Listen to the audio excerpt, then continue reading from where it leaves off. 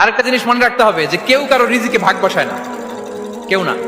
আমরা অনেকে মনে করি যে আমি ওকে দিলাম, ওকে খাওয়াইলাম, আমি বোধহয় খাওয়াইলাম। না, সে আপনারটা খায় নাই, সে তার রিজিকই খেয়েছে।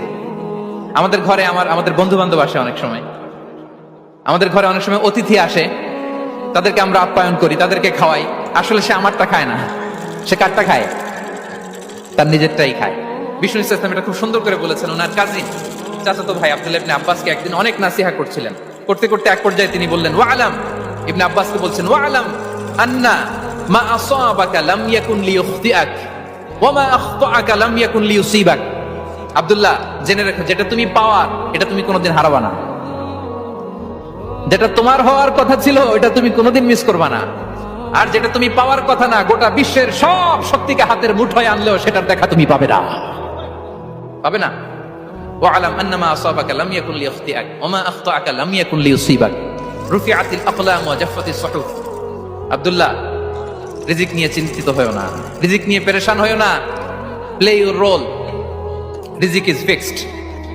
যেটা তুমি পাওয়ার তুমিই পাবা, যেটা তুমি পাওয়ার কথা না, চেষ্টা করেও সেটা তোমার কাছে আসবে না। কলার হয়ে গেছে।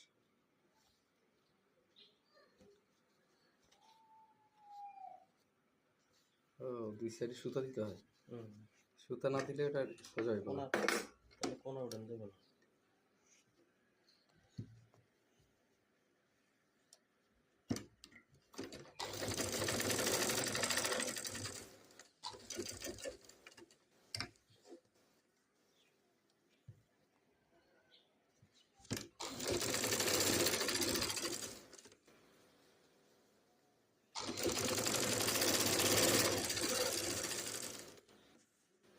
কিভাবে কলারটা হয়ে গেছে।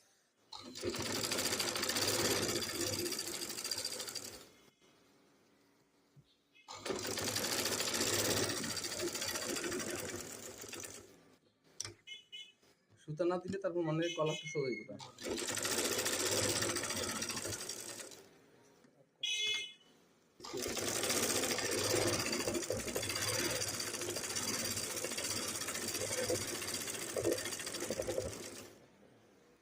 দিলে ও এবার ব্যান্ডটা বুঝবে না,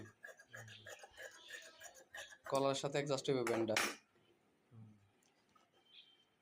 এই যে কলারের সাথে কিভাবে ব্যান্ডটা অ্যাডজাস্ট হয়।